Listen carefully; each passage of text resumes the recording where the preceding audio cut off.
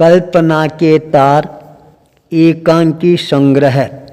आचार्य भूपेंद्र। देख जागृति, तुम अपने नाम को हमेशा सार्थक करना।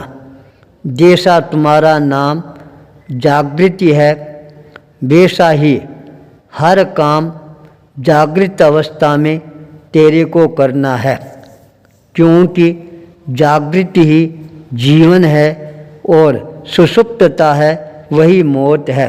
इस बात का तुम हमेशा ध्यान रखना।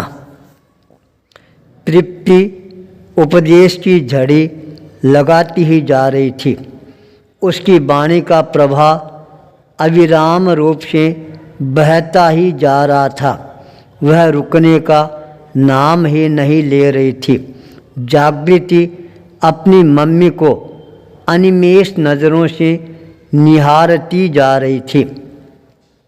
मम्मी, मेरा जीवन बनाने वाली तो आप ही हैं। आप जैसा मेरे को पथ प्रदर्शन करोगी, मैं तो वैसी ही बन जाऊंगी। मैंने तो अपना जीवन आपके चरणों में समर्पित कर दिया है। आप जैसा निर्माण करोगे, मैं तो वैसी ही निर्मित होती चली जाऊंगी। मम्मी, मैं तो पत्थर की तरह अनगढ़ प्रतिमा हूँ। उसको गढ़ना, काटना, छांटना व कुछ बनाना, यह सब तो आप स्वयं पर ही निर्भर है। मम्मी, आप जैसा बनाओगी, मैं वैसी ही बन जाऊंगी। जागृति संपूर्ण रूप से समर्पित बालिका थी अपनी मम्मी की। अपनी पुत्री का इस तरह समर्पण भाव देकर तृप्ति के मन में आनंद के भाव अपने आप ही उत्पन्न होने प्रारंभ हो जाते हैं। वह उसको अपने बहुपास में समेट लेती है। काश यह पुत्री मेरे जीवन का अनुसरण कर अपने जीवन को अनुकरणीय बनाए, तब ही इसकी माँ होने का गौरव मैं प्राप्त कर सकती हूँ। केवल जन्म देने वाली ही नहीं, जीवन देने वाली माँ होती है।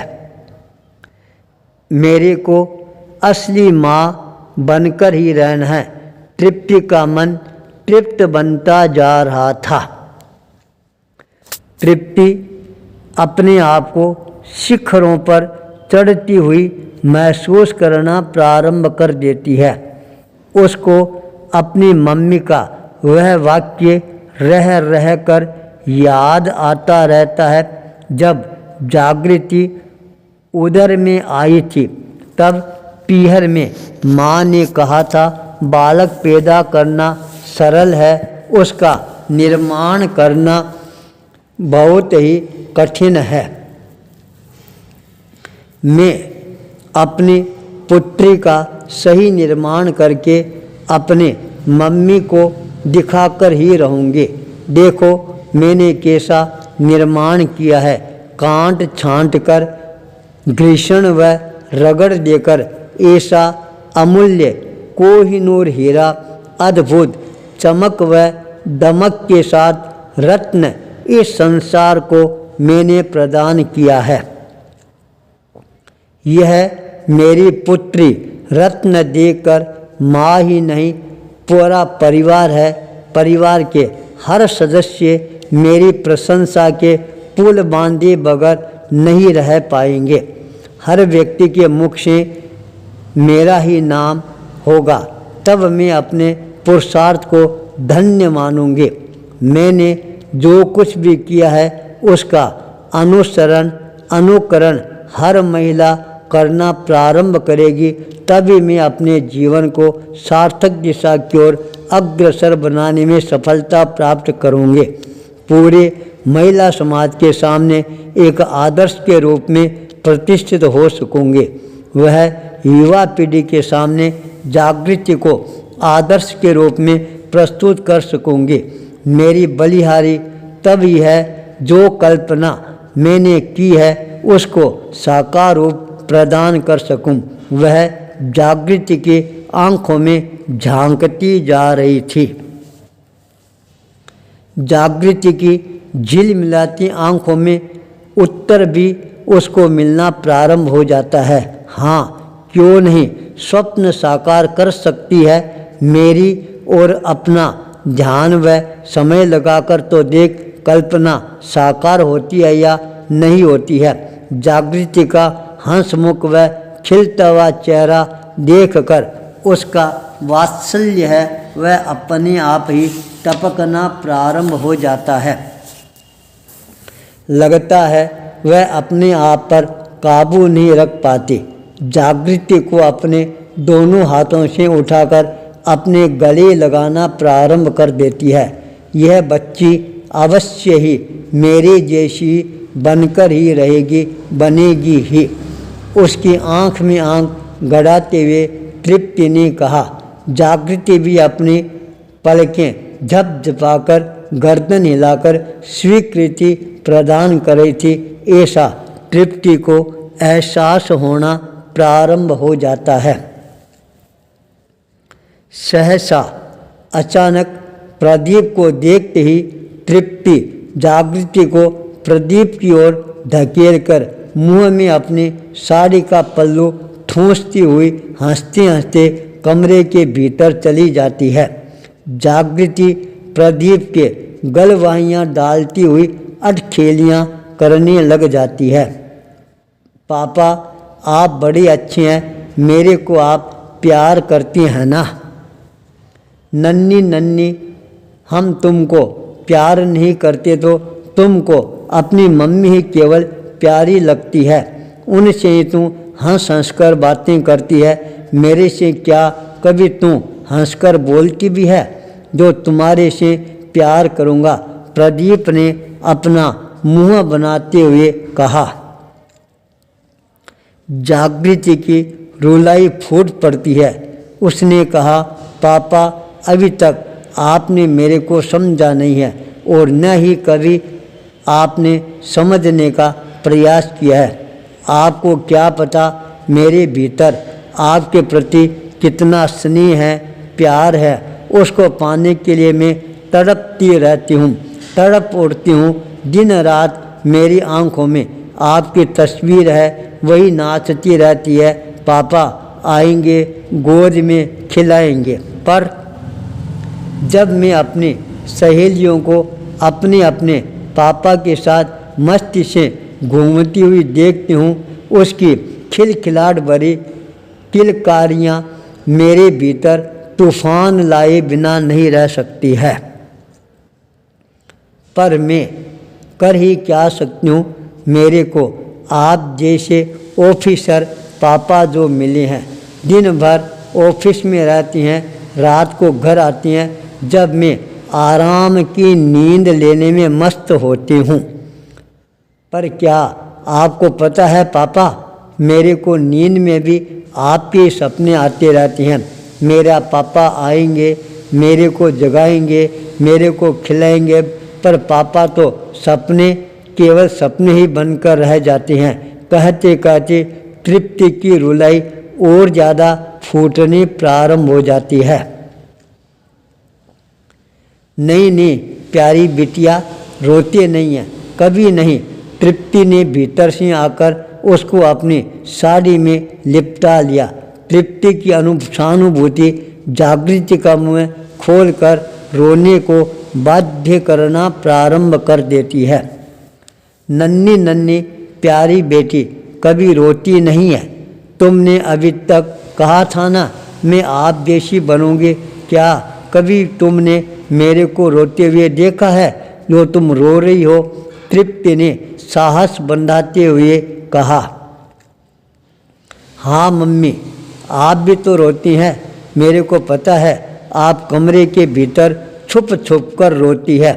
जब घर में कोई नहीं होता है, मैं जब सो जाती हूँ तब। पर मैं सोती नहीं हूँ, धीरे धीरे आँख खोलकर आपको देखती रहती हूँ। तुम्हारे दुख से मैं भी दुखी होती हुई रोते रोते सो जाती हूँ। मम्मी आप भी रोती है, झूठ क्यों बोलती है, मैं रोती नहीं हूँ। तृप्ति की आंखों से निकले हुए आंसू प्रदीप से छुपे हुए नहीं रह सकते हैं। तृप्ति की दोनों आंखों से निकलते वेदना के आंसू देख नहीं सका। पलटकर कमरे में जाकर औंधे मुँह लेट जाता है। आंखों से आंसू बह रहे थे। मखमल का कोमल कोमल तकिया है, वह धीरे धीरे तरबतर होना प्रारंभ हो जाता है। डंबल का मुलायम गद्दा आंसुओं से भीगना प्रारंभ हो जाता है। उसको रह रह कर एक घटना याद आने लगती है। गर्मा गर्म निकलते आंसुओं के साथ वह इतिहास के झरोखे में झांकना प्रारंभ कर देता है। तृप्ति को क्या दिया मैंने आज तक, जागृति को क्या दिया मैंने आज तक। केवल मैंने रुपये पैसे देकर अपने कर्तव्य की इतिश्री मान ली। क्या मेरा इनके प्रति इतना ही कर्तव्य था? नहीं नहीं, इससे भी और ज़्यादा मेरा कर्तव्य था। उसको कुछ समय देता, इनके दुख दर्द को जानने का प्रयास करता। एक मानव होकर अपने मानवीय कर्तव्य का निर्वहन नहीं कर सका। एक पति होकर पति धर्म का निर्वहन नहीं कर सका।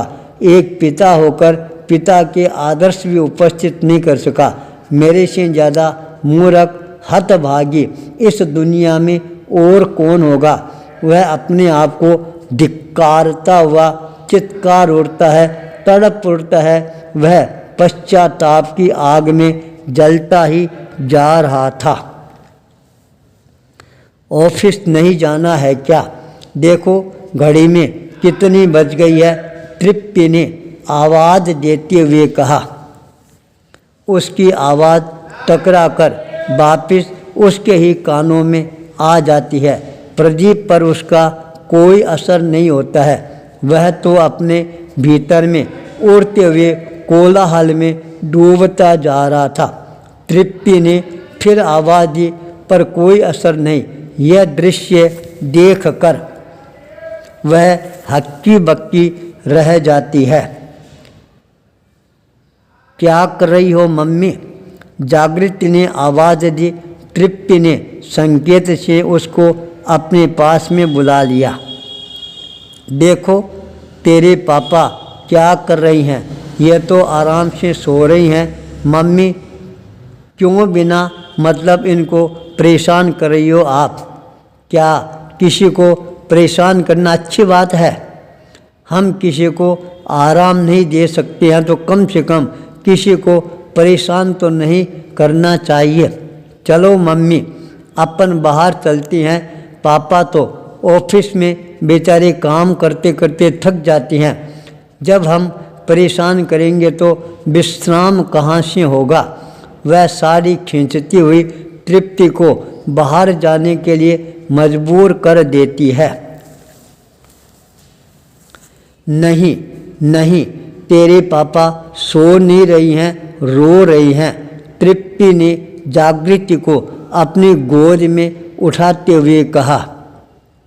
क्यों मम्मी, रो क्यों रहे हैं मेरे पापा? जागृति ने बाल सुबल चपलता के साथ मम्मी को पूछा। मैं क्या जानूं, तुम स्वयं पूछ ले, पापा तेरे हैं। तृप्ति ने पलंग पर सोए हुए अपनी पति के पीठ पर जागृति को बिठाते हुए कहा। आहा, मज़ा आ गया। चल मेरा घोड़ा धड़ाम धड़, चल मेरा घोड़ा धड़ाम धड़, चल मेरा घोड़ा धड़ाम धड़।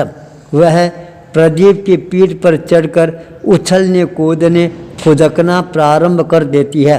मम्मी सोनू भी अपने पापा की पीठ पर ऐसे ही चढ़कर ऐसे ही बोलती है और उसके पापा उसको लेकर बगीचे में चले जाते हैं। वहाँ पर चक्कर लगाकर उसको खुश कर देती हैं। मेरे पापा तो न घूमते हैं और न ही हंसते हैं, ऐसे पापा को अच्छे नहीं लगते हैं। इस पापा को अपना बेचकर दूसरा पापा खरीद ले। नया प्रोग्राम सुनते ही तृप्ति तो लोट पोट हो जाती है। वह अपनी हंसी को रोकने पर भी नहीं रोक पा रही थी। हंसते हंसते उसका चेहरा है लाल सुर्ख बन जाता है, पेट में बल पड़ने लग जाते हैं। आज तक उसने अपने जीवन में इतना कभी नहीं हंसा होगा। उसकी खिलखिलाट कमरे के अंदर गुंजायमान होने प्रारंभ हो जाती है। सारा कमरा है वह गूंजना प्रारंभ कर देता है। बोल, मेरे को कितने में बेचेगी? प्रदीप ने करवट बदलकर निकट आकर बोलता है। उसने जागृति के कोमल कोमल हाथों को अंगुलियों के अपने होठों व दांतों के बीच दबा लिया। यह मचल उड़ती है, बाल सुलभ चंचलता उभरने लगती है। वह कोमल कोमल हाथों से प्रदीप के चेहरे को बार बार टटोल कर देखने लगती है, केशों में हाथ फिराने लगती है। इस तरह जागृति को खेलते हुए देखकर आज उसका पितृत्व है वह भी जागृत हो उठता है। आज हम अपनी प्यारी सी गुड़िया बेटी को बाहर घुमाने ले जाएंगे, क्यों चलोगी ना? प्रदीप ने स्नेह के साथ अपनी बिटिया के मुंह को चूमते हुए पूछा। यदि मम्मी जाएगी तो मैं भी चलूँगी, नहीं तो मैं भी नहीं जाऊँगी। जागृति ने अपने मम्मी की ओर देखते हुए कहा। कोई मम्मी को ले जाना जरूरी है क्या? हम बिना मम्मी के नहीं जा सकते हैं क्या? प्रदीप ने कनखियों से तृप्ति की ओर देखते हुए कहा। नहीं नहीं, बिल्कुल नहीं, आप अकेले जा सकते हैं पर मैं नहीं। जागृति प्रदीप की गोद से नीचे उतरते हुए कहा। वह वहाँ से 5 कदम दूर जाकर खड़ी हो जाती है। शक भरी दृष्टि से अपने पापा प्रदीप को देखना प्रारंभ कर देती है। उसकी आंखों की रंगत बदलती जा रही थी। ऐसा लग रहा था मानो उसकी आंखों से तेज चिंगारियां निकलकर बाहर फैलती जा रही है। उन चिंगारियों से प्रदीप अपने आप को झुलसता हुआ अनुभव करना प्रारंभ कर देता है। क्या बात है, तेरे को इतना गुस्सा क्यों आ रहा है? जागृति को अपने हाथों से पकड़ने का प्रयास करते हुए प्रदीप ने निकट से निकट आकर बड़ी मधुरता व वात्सल्यता के साथ पूछा। प्रदीप को निकट देकर जागृति 2 कदम पीछे हट जाती है। मेरे हाथ लगाने की जरूरत नहीं है, उसने तुनक कर अपने हाथ को नचाते हुए कहा। तृप्ति खड़ी खड़ी केवल सारा दृश्य है निहारती जा रही थी। पिता और पुत्र की अजीबोगरीब नाटक में विस्मयकारी कुतूहल भरा हुआ अद्भुत दृश्य को। देख जागृति, आज तेरे को मेरे साथ हर हालत में चलना ही पड़ेगा, वरना ठीक नहीं रहेगा। प्रदीप ने कृत्रिम आक्रोश प्रकट करते हुए दिखलाते हुए कहा। क्या ठीक नहीं रहेगा? मैं अच्छी तरह से आपको जानने लग गई हूँ। मैं आपके साथ नहीं जा सकती। उसने अपना दाहिना पैर जमीन पर जोर से पटकते हुए कहा। आप क्या कर लोगे मेरा? क्या कर लूँगा मैं तेरे को? जबरदस्ती उठाकर बगीचे में ले जाऊँगा। प्रदीप ने अपने कदमों को आगे बढ़ाते हुए कहा। आपको क्या अधिकार है जबरदस्ती मेरे को ले जाने का? जागृति ने अपने कदमों को पीछे हटाते हुए कहा। आज तक क्या कभी आपने मेरी ओर ध्यान दिया है? मेरी पढ़ाई कैसे चल रही है? मेरा स्वास्थ्य कैसा है? मैं जब बीमार हो गई थी तब आप मेरे पास आकर बैठना तो दूर रहा, कभी मुँह से दो शब्द भी मेरे लिए कुछ कहा है क्या? मैं तड़पती रही, गर्मी से झुलसती रही, मेरा शरीर बुखार से ताप से तपता रहा, पर आपका कहीं अता पता तक नहीं। आए, खाया, पिया, सोया, फिर रवाना। यह घर नहीं मानो आपने एक धर्मशाला समझ रखी है।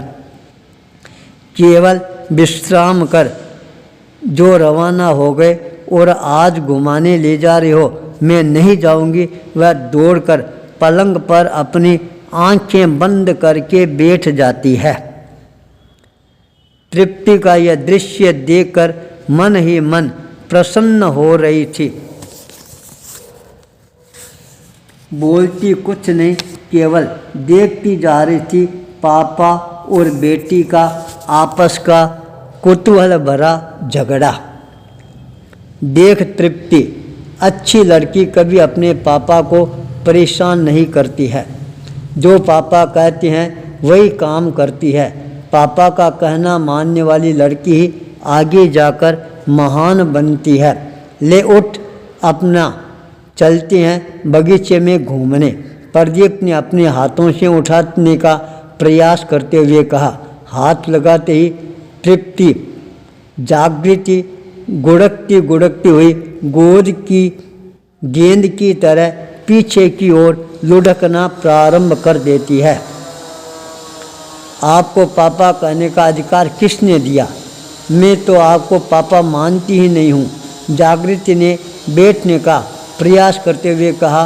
पापा तो वो होती हैं जो स्वयं अपने जीवन में तकलीफ पाकर अपने बच्चों को हमेशा प्रसन्न रखने का प्रयास करता है, बच्चों की तकलीफ को अपनी तकलीफ मानता है। क्या आपने कभी मेरी तकलीफ परेशानी को समझने की चेष्टा की है, प्रयास किया है? नहीं तो फिर आप पापा कैसे बन गए? आपको पता है आपके कारण मेरे को कितना अपमान सहन करना पड़ता है। मेरे को अपनी सहेलियों के सामने कितनी बार शर्मिंदगी का होना अनुभव करना पड़ता है। अभी कल ही मास्टर साहब ने कहा था सब बच्चे कल अपने मम्मी पापा को स्कूल साथ में लेकर आएं। मेरे साथी चिंटू, पिंटू, स्नेह, शोभा सारे बच्चे कितनी प्रसन्नता के साथ दौड़ते कूदते मस्ती करते हुए अपने मम्मी पापा के साथ आ रहे थे। मैं केवल मूक बनकर उनको देखती जा रही थी। मैं आपको यह कह कहकर हार गई, पर आप टस से मस नहीं हुए। आपके कानों में जूं तक नहीं रहेंगे। आखिर हार कर मैं अपनी मम्मी के साथ ही स्कूल रवाना हो गए। उस समय मेरे मन में कितनी चोट लगी थी वह आपको पता नहीं है। उस दिन से मेरे मन में आपके प्रति घृणा है, वह बढ़ती ही जा रही है। धिक्कार है आपको जो आप पापा बनने के लिए तैयार हो रही हैं। नहीं चाहिए मेरे को ऐसा पापा। उसने घृणा से अपना मुंह दूसरी तरफ घुमाते हुए कहा। धिक्कार है ऐसे पापा को। मैं तो अपनी मम्मी की हूँ और हमेशा मम्मी की ही रहूँगी। मम्मी ही मेरे को साथ में घुमाने के लिए बगीचे में ले जाती है। मम्मी जाएगी तो ही मैं बगीचे में जाऊँगी, अपने साथ नहीं। आप चले जाइए यहाँ से। जागृति की वेदना भरी भड़ास सुनकर प्रदीप का रोम रोम प्रकंपित होना प्रारंभ हो जाता है। वह उस नन्ही बालिका के सामने खड़े रहने की हिम्मत नहीं जुटा पा रहा था। धड़ाम के साथ वह पलंग पर औंधा गिर जाता है। आज उसको अपना बीता हुआ अतीत है स्पष्ट रूप से सामने दृष्टिगोचर होना प्रारंभ हो जाता है। उसके कानों में रह रहकर जागृति के कटु शब्द हैं वही टकराने प्रारंभ हो जाते हैं। आप मेरे पापा नहीं हैं। आपको पापा बनने व कहने का अधिकार भी नहीं है। मैं आपको पापा मान ही नहीं सकती। क्या वह कोई पापा होता है जो अपने बच्चों का ध्यान ही नहीं रखता है? धिक्कार है ऐसे पापा को। क्या वास्तव में मैं पापा कहलाने का अधिकारी हूँ? यह यक्ष प्रश्न प्रदीप के सामने विराट बनकर खड़ा हो जाता है। उस प्रश्न के सामने वह अपने आप को बहुत ही बौना अनुभव करना प्रारंभ कर देता है। जब जपाती उसकी आंखें पता नहीं कब बंद हो जाती है, वह गहराई के अंतस्थल में पहुंच जाता है।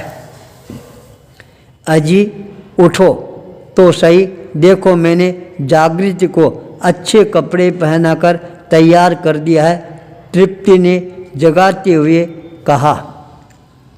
नहीं नहीं, वह मेरे साथ जाने के लिए तैयार ही नहीं है, मैं तो नहीं उठूँगा।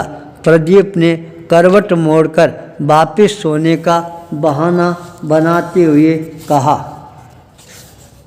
आज आपको हो क्या गया है? इतनी सी बात के लिए आप इतने नाराज़ हो गई हैं जो उठ ही नहीं रही हैं। आप कोई बच्चे तो हो नहीं जो इतनी जिद्द कर रही हो। तृप्ति ने बाँह पकड़कर उठाते हुए कहा, उठो उठो उठो। नहीं, मैंने कह दिया मैं नहीं उठूँगा, नहीं उठूँगा। मैं तो बच्चा हूँ, एकदम नन्हा बच्चा हूँ। मुझे पिता कहलाने का अधिकार है ही नहीं और ना ही पति कहलाने का अधिकार है। मैंने तुम्हारा व तुम्हारी बेटी का किसी प्रकार से ध्यान नहीं रखा।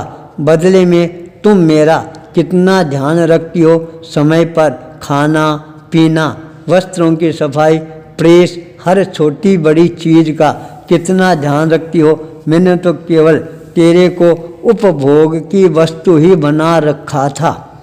मैंने अपने कर्तव्य का पालन करने में बहुत बड़ी भूल की है। तुम्हारे जीवन साथी पाकर भी मैं अहम में डूबा रहा, तो क्या मैं पति कहलाने का अधिकारी हूँ? नहीं नहीं, वह बड़बड़ाता हुआ अपने आप ही रोना प्रारंभ कर देता है। तृप्ति का हाथ उसकी मुट्ठी में भींच जाता है। मैंने तेरा कितनी बार अपमान किया, कितनी बार अनादर किया। कल ही शर्मा साहब का निमंत्रण आया था, उसके इकलौते पुत्र की शादी थी। उनका आग्रह था आप सहपरिवार इस समारोह में पधारें। मैं अपने अहम तृप्ति के लिए स्वयं नहीं गया, तुम्हारे को नहीं ले गया। इसके पीछे भी मेरा यही अहम था।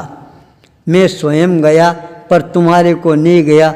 ये वहाँ जाकर क्या करेगी?